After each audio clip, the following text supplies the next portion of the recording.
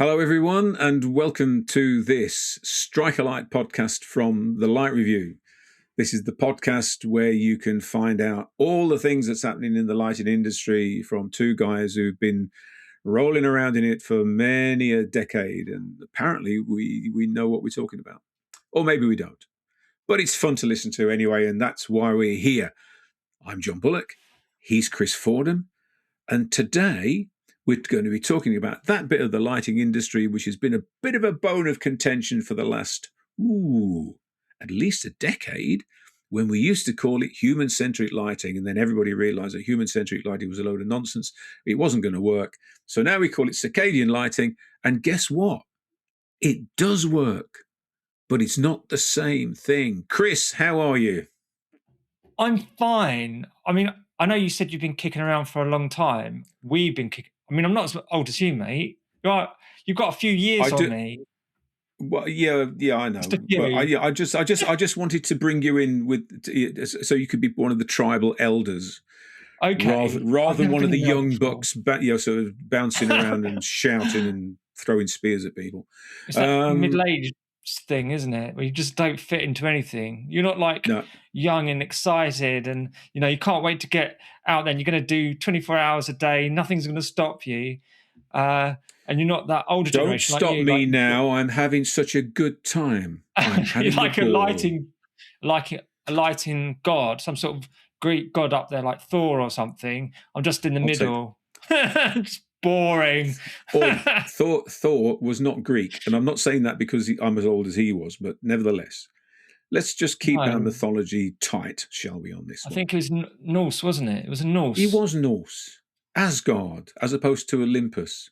It's probably all the same thing. They're all the same guys. They're all, it's all the same archetypes as Carl Jung and all the other headbangers would have told us. Should we do some stuff? Because otherwise it'll be... The human-centric thing, I quite liked that when it first came out. I know it's a bit of a misnomer, but you don't like it, do you? Human-centric. I mean, it's like a catch-all phrase, isn't it? That's the problem. I think the problem that we came down to wasn't even really about what human-centric lighting was doing, but there were people out there saying all the lighting we do is human-centric. Everything that we do is human-centric because we are the people on the planet who want this thing to be done. Therefore, to be talking about a thing called human-centric lighting suggests that there must be some other lighting out there which is not human-centric, and that, plainly, is not true.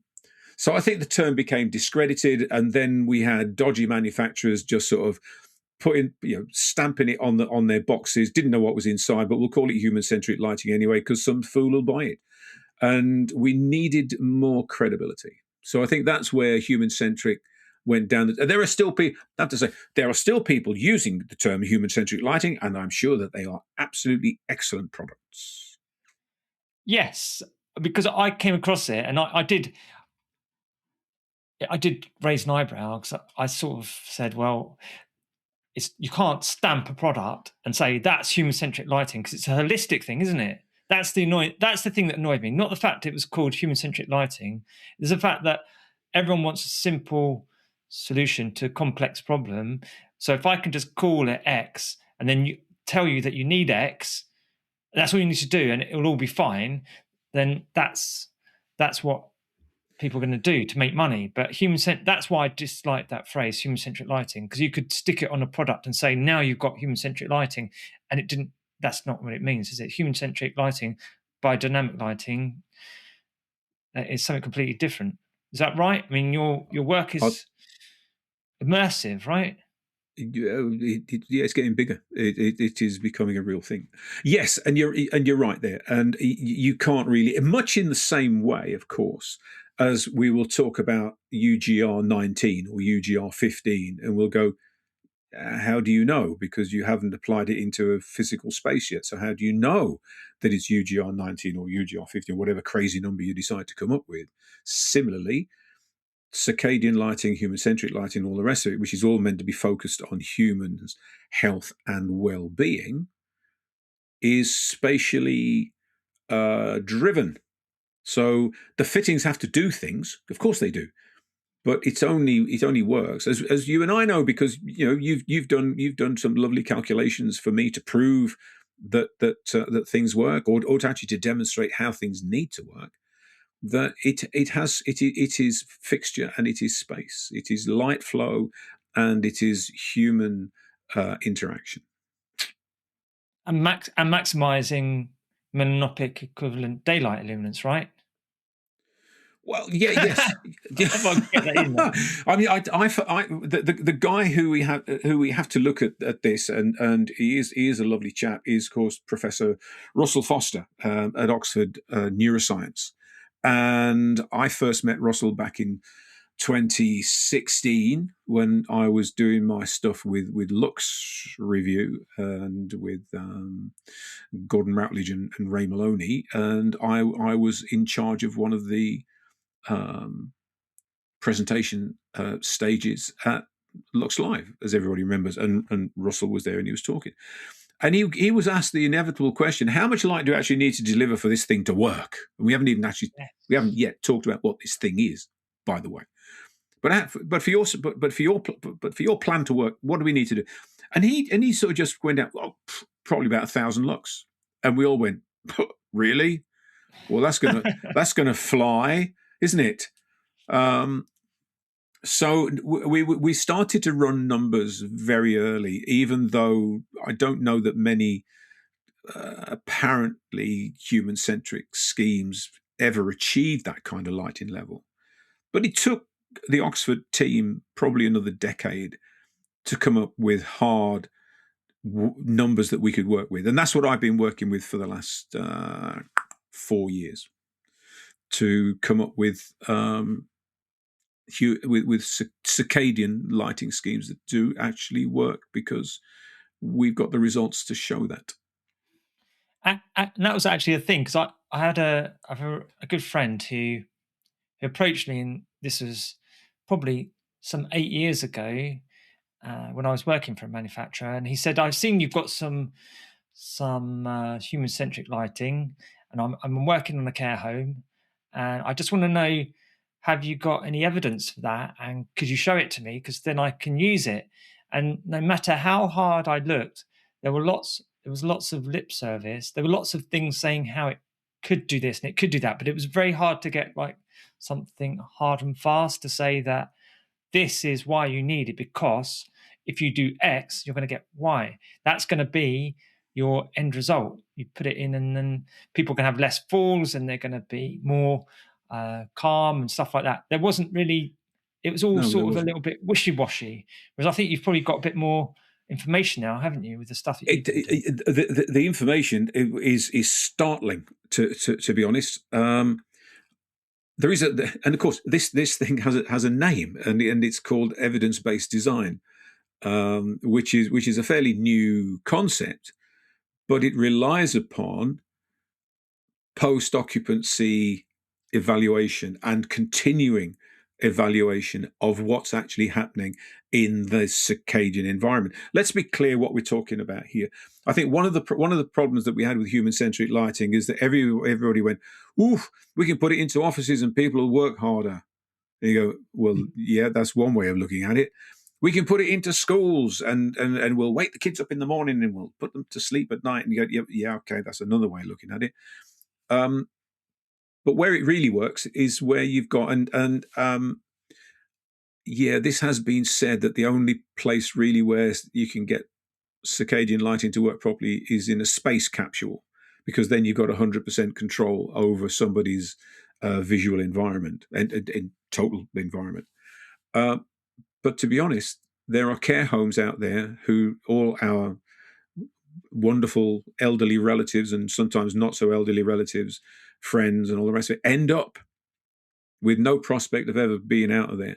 And a lot of them in some of the older homes never see the outside. They can see it through a window, but they are not in a situation where they go outside.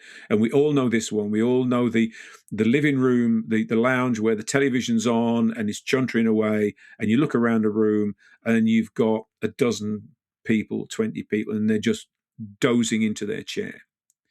And these people, let's say this, are dying slowly. Well, it sounds grim. It sounds It the exact opposite of it what you want in your last it years, it, it, right? it is utterly grim. Now, what we had is that we found a champion. We found a champion who believed in the power of light. Didn't necessarily know what the science was about, but of course knew somebody who did know what the science was about. So our Definitely. client engaged with Russell Foster.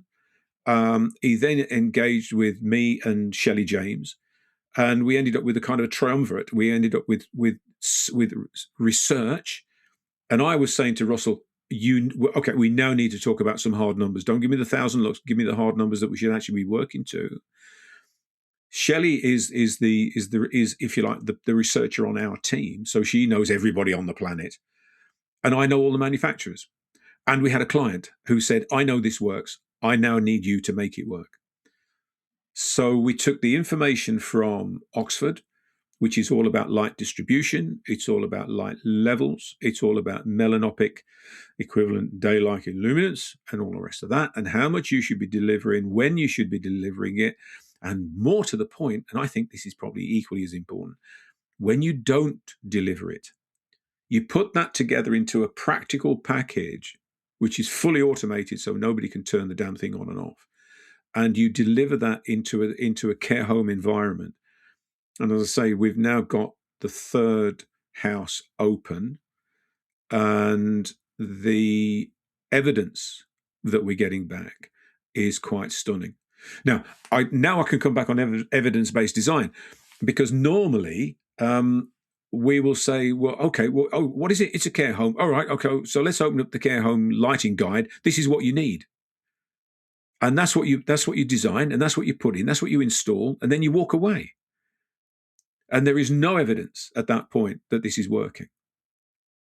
But with evidence-based design, you have got to have feedback. Now, care homes, because they're nearly all private sector operations, have all the data you want and more to show that any behavioral changes. And I just hear people saying, but all we've done is change the lights.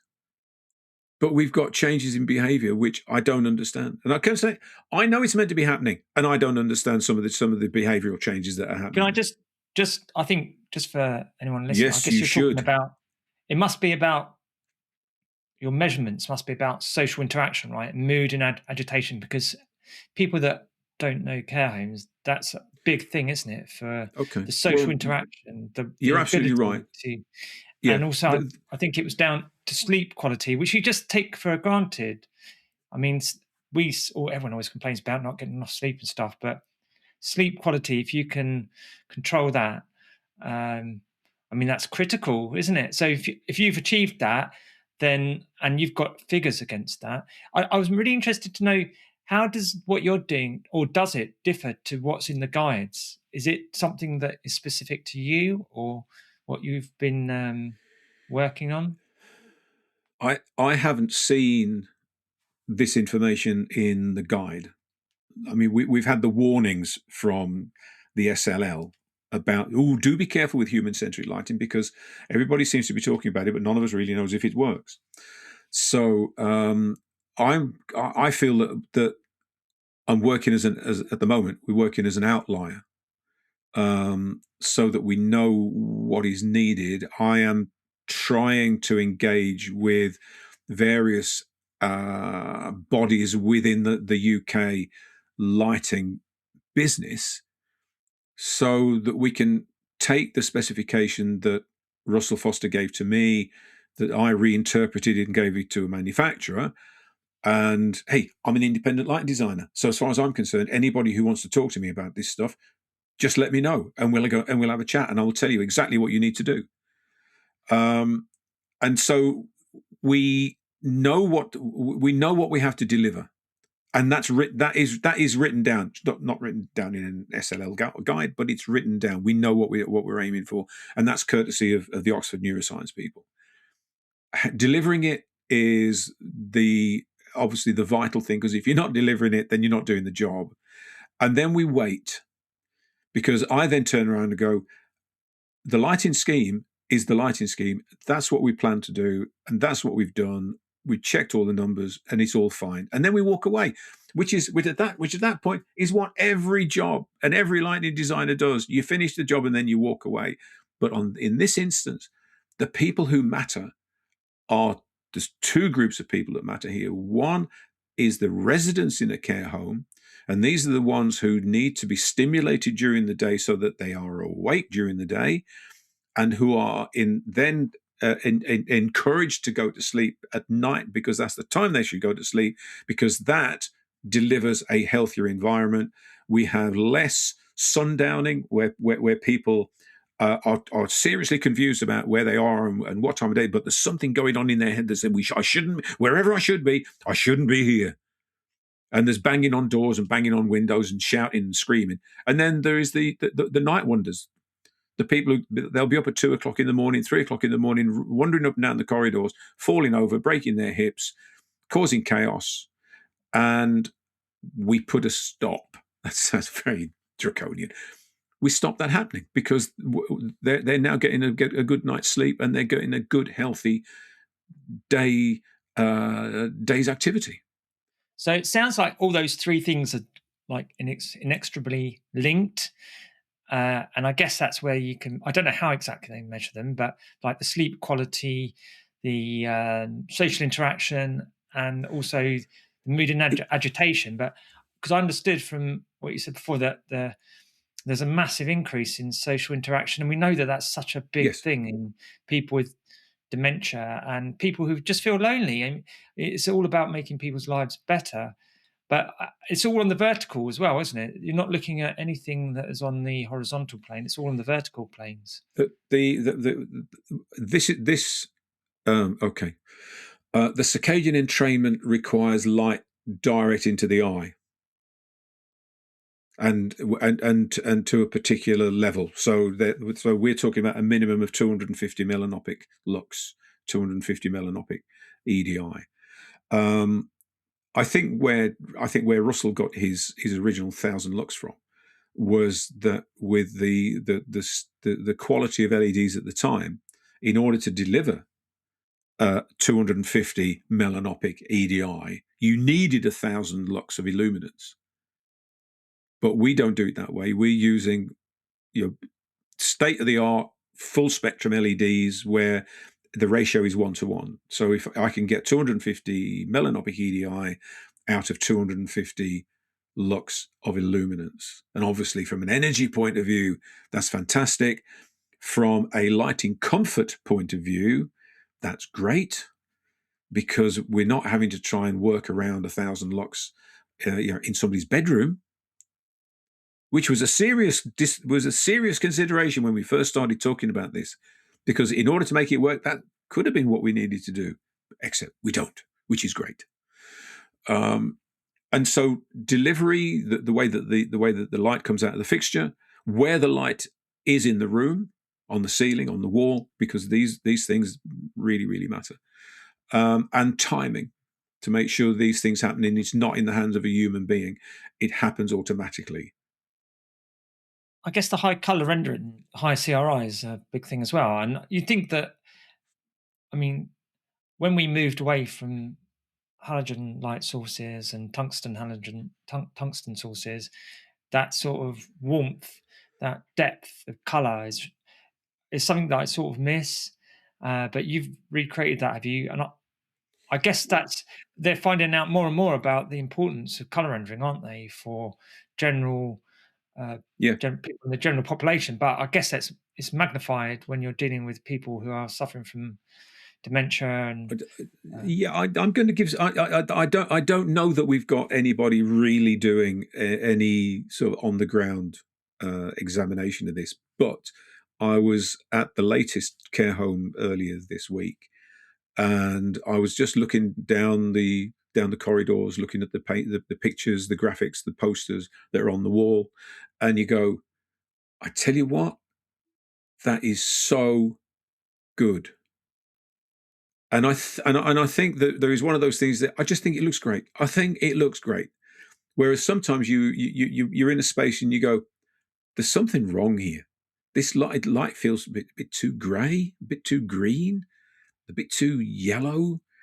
But this, you're obviously working with full spectrum, because that's exactly what you expect full spectrum to do. There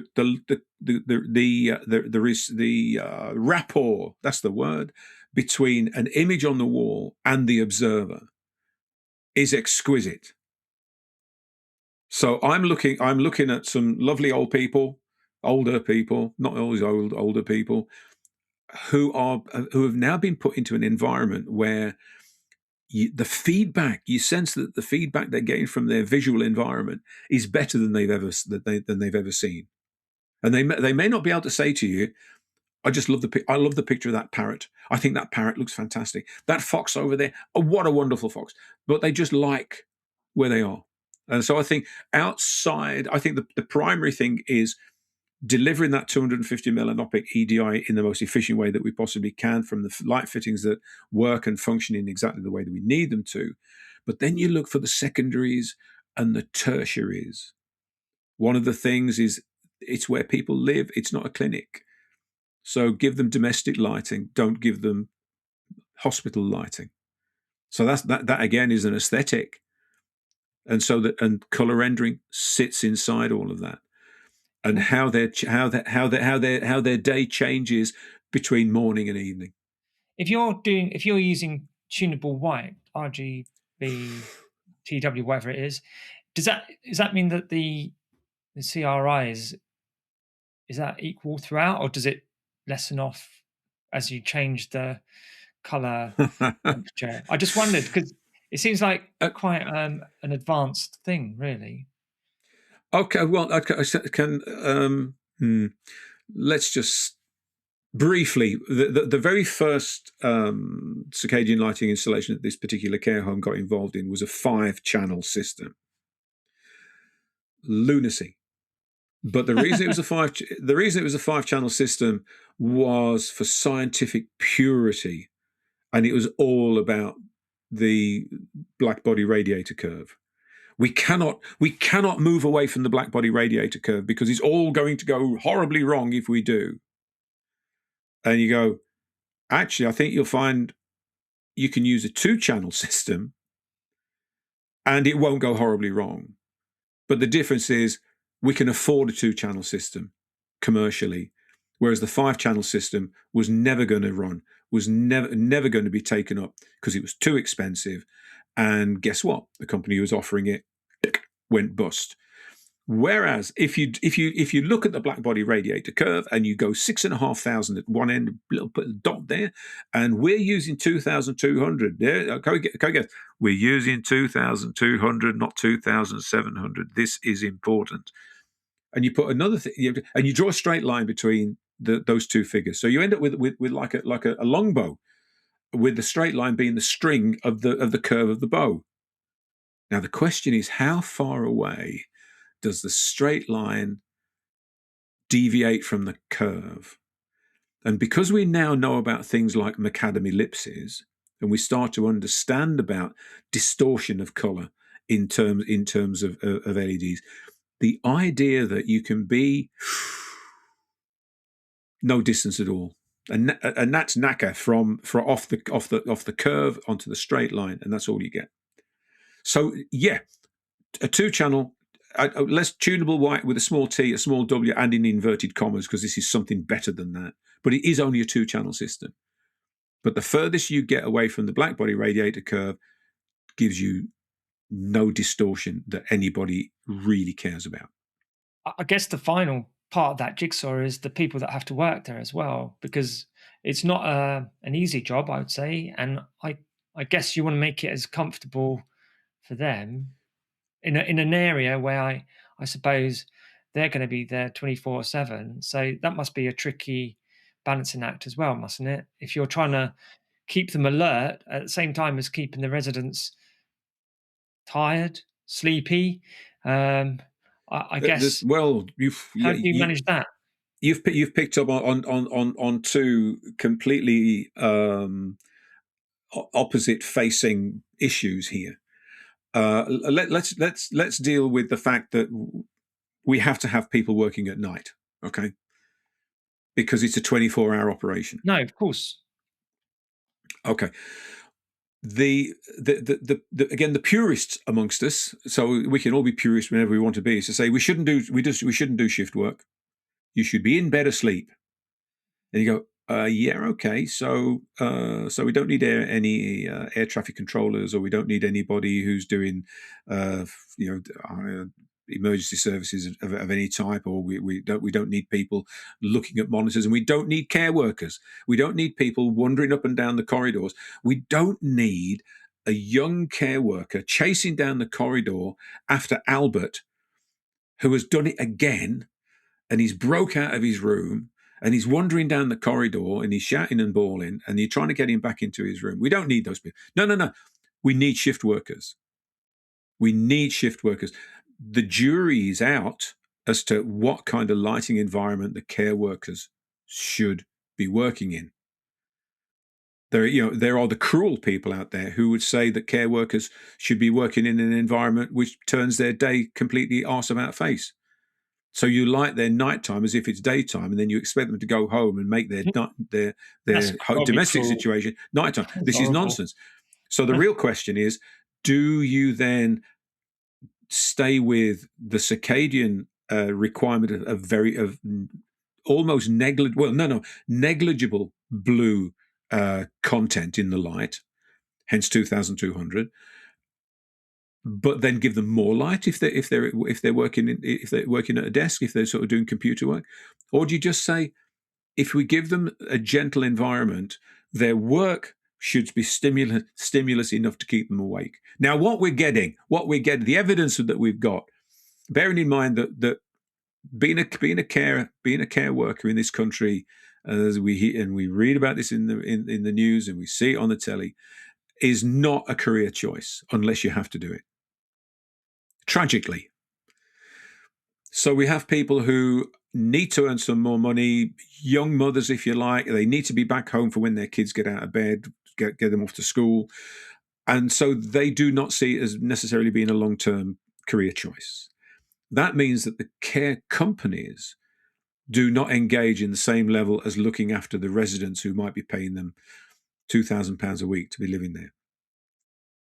What we're finding is that the working environment has now changed so radically for the care workers that whereas when we started this process, we were hearing about care home managers lobbying the senior management for more nighttime staff in order to be able to keep people in their rooms and to stop having to keep chasing up and down and doing this and doing that, and everybody's awake and everybody's jumping around because it was chaos.